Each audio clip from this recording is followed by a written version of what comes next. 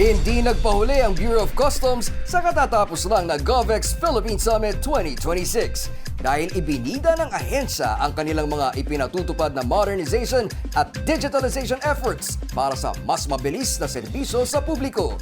Alinsunod na rin sa utos ni Pangulong Bongbong Marcos.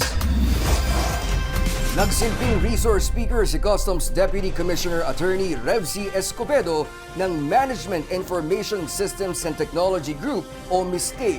Ayon kay Escobedo, hindi na lamang isang opsyon kundi isang strategic national priority ang modernisasyon ng customs. Tulay umano ito sa pagpapalakas ng national competitiveness, mabilis na daloy ng kalakalan at pagpapataas ng tiwala ng publiko sa serbisyo ng gobyerno. Kabilang sa mga reformang kanyang tinalakay ang pagpapahusay sa Customs Core Processing System at ang rollout ng mga digital platforms upang maibsan ang red tape.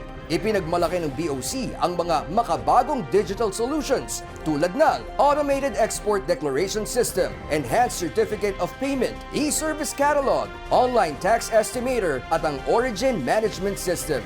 Layo nitong bawasan ang mano-manong proseso at maiwasan ang pagkaantala ng mga cargo clearance sa mga daungan.